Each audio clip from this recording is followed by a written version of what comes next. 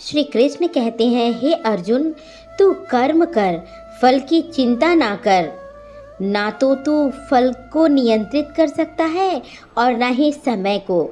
समय अपने अनुसार ही कुछ घटित करता है। यह वाक्य सुनने में बहुत साधारण लगता है, लेकिन इसके अंदर जीवन का बहुत गहरा रहस्य छुपा है। हमारी सबसे बड़ी परेशानी यही तो होती है कि हम कुछ अच्छा करते हैं और तुरंत उसका परिणाम देखना चाहते हैं। जैसे ही कोई नेक काम करते हैं, हमारा मन विचलित होने लगता है।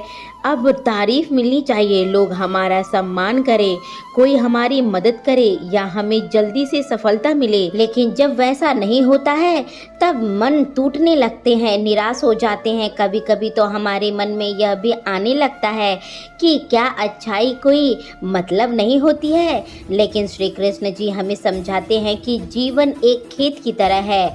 आप जो भी करते हैं वह एक बीज की तरह होता है। कोई किसान बीज बोता है तो वह तुरंत फल नहीं देता, वह बीज में मिट्टी के अंदर डालता है, ऊपर से वह नहीं दिखता है। कई दिन तक कोई हरकत नहीं होती है, फिर भी हम पानी देते हैं, देखभाल करते हैं, धैर्य रखते हैं। उसे पता होता है कि बीज अंदर ही काम कर रहा है।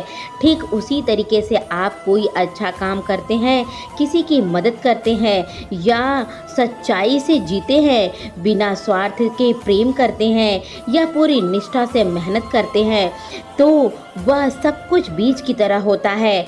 आपको ऊपर से कुछ नज़र नहीं आता, लेकिन अंदर ही अंदर ब्रह्मांड उस बीज को देखभाल करता है। हर कर्म की ऊर्जा और उस कर्म की ऊर्जा कभी भी व्यर्थ नहीं जाती है। श्री कृष्ण जी कहते हैं कि हर कर्म के पीछे एक समय जुड़ा होता है। जैसा आम के पेड़ फल देने के सालों में एक बार आता है, लेकिन धनिया कुछ ही दिनों में उग जाता है। आप उसी तरीके का बीज बो रहे हैं, यह भी देखना जरूरी है। अगर आपने उम्मीद, प्रेम या ईमानदारी का बीज बोया है तो उसका फल आने में समय लगेगा, लेकिन यह भी फल देगा, और वह सिर्फ आपको ही नहीं बल्कि आपके आसपास के लोगों को भी लाभ देगा। कभी कभी हमारे कर्मों का फल उस रूप में नहीं आता है जैसा हमने सोचा है। आपका कोई भी मदद नहीं करता है और सोचते हैं वही व्यक्ति बदले में आपकी मदद करे, लेकिन ऐसा नहीं होता है तो आप दुखी हो जाते हैं। पर सच्चाई तो यह है कि फल किसी और के रूप में या किसी और के दिशा में हो सकता है।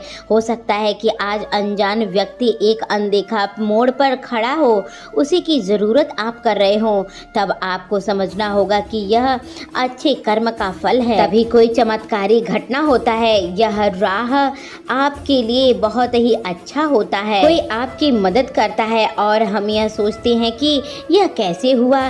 दरअसल यह आपके पुराने अच्छे कर्मों का फल मिलता है जो अब फल देने आए हैं। समस्या बस इतनी है कि हमें धैर्य नहीं खोना चाहिए। हम जानते हैं कि जो भी करेगा उसका फल तुरंत मिलेगा ही नहीं, लेकिन श्री कृष्ण जी हमेशा यह सिखाते हैं कि आप अपने कर्म करें, समय पर कार्य आपका जरूर पूरा होगा। हमारा कार्य केवल कर्म होना चाहिए, न कि हमारा कार्य फल लेने का होना चाहिए।